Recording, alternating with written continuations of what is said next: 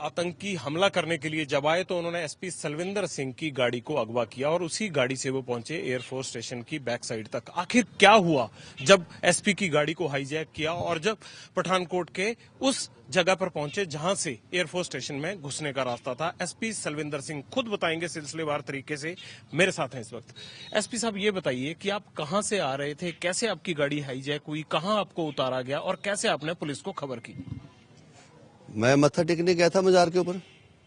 उस नया साल 31 दिसंबर था, वीरवार का दिन था। मैं अपने साथ दोस्त के साथ राजेश वर्मा के साथ चला गया। ठीक, उधर मत्था टेक जब मैं वापस आया, मैंने कहा शॉर्ट रास्ता है इधर से वाया तारागढ़। जब उधर से गया, नाम मुझे पता था उस रास्ते का नाम, मैं तो पहली बार उधर गया था। जब रास्ते से जब कोनिया मोड़ से हम पहुंचे, राजेश वर्मा गाड़ी चला रहा था। जब राजेश वर्मा गाड़ी उन्होंने एकदम ही रोकी, हमारी गाड़ी, उन्होंने सोचा शायद नाकेला है राजेश ने। वो एकदम ही जब आए तो उन्होंने बोला लाइट बंद करो, लाइट बंद करो। जब लाइट बंद कर दी तो हमारे उसी वक्त ही मुझे धकेल के मेरे को मेरे वो उसको राजेश को पीछे फेंक दिया। वो गाड़ी खुद चलाने लगे। पिछली सीट पर या डिक्की में? हमें तो सेंट्राइज सीट में फेंक दिया और उसको पीछे डिक्की में ले गए। तो जो मेरा दूसरा था वो इधर ले गए। फिर क्या हुआ? उसके बाद लेके हमें नीचे पता नहीं चला भी क्या कहाँ जाना का। मुझे आंखें उन्होंने बंद कर दी। उन्होंने मेरी आंखें बंद करने के बाद मुझे पता नहीं चला अभी कहाँ ले गए, कैसे ले गए। कितनी देर बाद आपको उस गाड़ी से उतारा गया? भाई मेरा ख्याल है भाई आधा पौना घंटा मेरा ख्याल है मेरे साथ उधर लेके गए मुझे।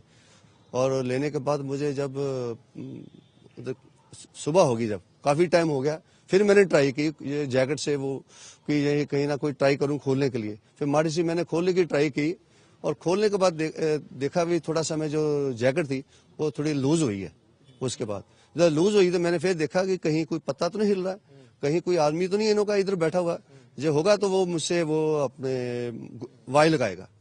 उसके जब आवाज कुछ ना आई, दो बार मैंने ऐसे किया। फिर मैंने जो थोड़ा सा मतलब दिल किया तगड़ा और उसके बाद मैंने जैकेट खोलने के बाद फिर उसको अपनी आंखें खोली, पट्टी जो मेरी बांधी हुई थी मुंह के, और अब मेरे साथ जो कुक है उसकी पट्टी खोली। उसके फटाफट हम उधर से भागने लगे। जब भागने लगे उधर से एक छोटी ड्रेन है उससे मैंने पार हुआ। उसके बाद एक नाला बड़ा था, नाला बड़ा होने के फिर उसको क्रॉस करते से साथ एक रास्ता पक्का जाता, उसके ऊपर से गांव में सीधा चले गए। उनके पास किस तरह के हथियार थे, कितने लोग थे? और वो 4-5 लोग थे। हथियार किस तरह? AK-47 थी। और क्या उनके साथ जैसे रॉकेट वगैरह बाद में पता लगा उनके बैग्स थे उनके पास? बैग्स थे, मिलिट्री की अपने वर्दी पहनी हुई थी। और कितनी कितनी उम्र के लड़के लगते थे? छोटी उम्र के लड़के थे। किस तरह की बातें कर रहे थे जब आप लोगों ने उनके साथ कितनी देरी सफर किया? मैंने तो आधा पौना घंटा सफर किया। मेरे को बांध के और वो चले गए। चलने के बाद जब उधर से निकले, उधर से दोबारा मुझे एक लाइट की नजर आई गाड़ी कि कोई गाड़ी आ रही है लाइट। हम वो नाले के नीचे बैठ के, जब नाले के नीचे गाड़ी हमारे ऊपर से गुजर गई और हमें नहीं पता चला कौन सी गाड़ी। बाद में मुझे पता चला भी वो मेरे को दोबारा मारने है। जब उनको पता चला कि मेरे बारे SP है, DSP है, तो तब मुझे पता चला भी वो मुझे मारने आई थी। उन्होंने आपकी गाड़ी के ऊपर नीली बत्ती लगी थी, वो दिखी नहीं? आपने उस टाइम जलाई हुई थी? जलाई नहीं थी, बंद थी। आपके पास कोई वेपन नहीं? नहीं, कोई वेपन था। धार्मिक स्थान था। मैंने गनमैन क्या करना है, क्या है, तो मैं ठीक नहीं समझा कि धार्मिक स्थान पर जाने के लिए। वो क्या बातचीत कर रहे थे? उनकी कन्वर्सेशन क्या थी? पंजाबी हिंदी में बात कर रहे थे, बाहर उर्दू में भी बात कर रहे थे। क्या क्या बातचीत हुई? हिंदी में कर रहे थे तो आपने सुनी? आपस में बात कर रहे थे। कोई बात ऐसे अपना फोन खोलो। फोन जब मैंने खोल दिया उसको, मैंने कहा मेरा टच स्क्रीन है, मेरे हाथ से खुलता है इसके अंगूठे से और मेरे को कोड नंबर नहीं पता है। तो फिर मैंने उसको कहता आपकी उम्र क्या है? मेरे को अपनी उम्र बता दी। मैंने कहा मेरी उम्र है 50-55 साल है।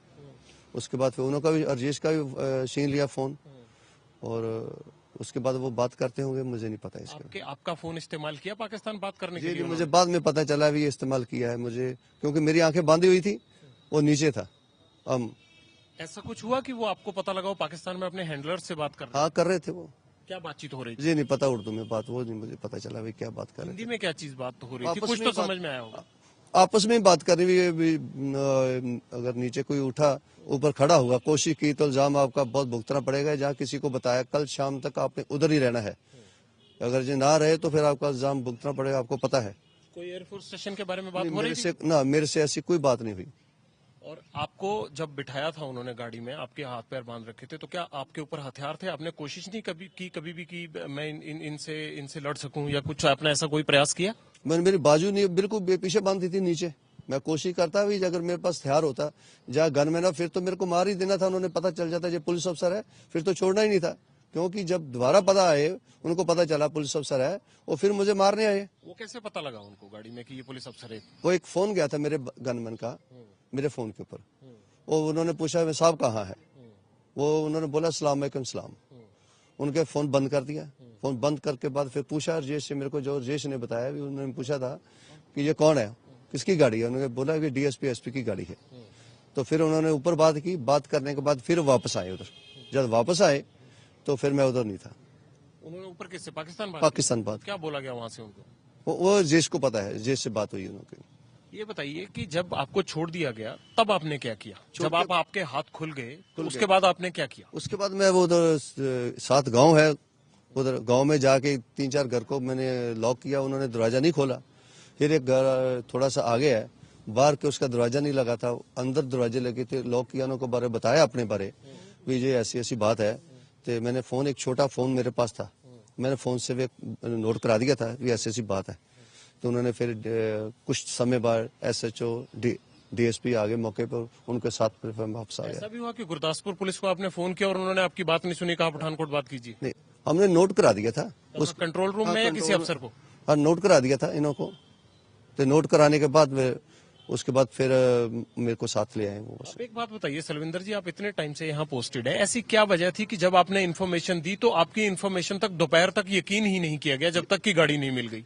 ये नहीं पता है, ये तो उन्हों को पता है, ये मेरे को नहीं पता है क्यों नहीं, कैसे नहीं है ये तो है। आपकी अब तक कितने सीनियर ऑफिसर से बात हुई है? मैं काफी सारे सीनियर ऑफिसर से बात हो चुकी है, भी ऐसे ऐसे बता चुका हूँ मैं, भी ऐसे है। क्योंकि मौके ऊपर भी बहुत जल्दी हमारे पुलिस अफसर चंडीगढ़ से, हमारे सत्कार जो डीजी साहब आ चुके थे, एडीजी साहब भी वो आ चुके थे उधर, आईजी डीआईजी भी उधर मौके पर थे। सभी काफी हमारे अफसर उधर मौके पे जल्दी आ गए थे मॉर्निंग टाइम जब पता चला था। लेकिन सबसे बड़ा सवाल ये उठ रहा है कि आपकी बात पर दोपहर तक यकीन नहीं किया गया। मैं इसकी वजह जानना चाहता हूँ कि आखिर क्या कारण थे? ये नहीं मुझे पता क्यों नहीं किया, ये तो वही जानते हैं, मैं नहीं पता। हमारा जो काम था, मैं बहुत जल्दी इन्फॉर्मेशन दे दी और बहुत जो नुकसान होना था पब्लिक का जब बहुत बड़ा, उसको मैंने बचा दिया। हमारी पुलिस फोर्स ने मुझे रख लिया है। आपको ये नहीं लगता कि अगर इससे पहले पुलिस हरकत में आई होती, आपकी बात पे गौर कर लिया होता या आपने और प्रयास किए होते तो आतंकियों को बैरक से तक पहुंचने से पहले पकड़ा जा सकता था? नहीं, उन्होंने बता 24 घंटे थे। आपकी गाड़ी कितने बजे छीनी गई? 12:30 बजे?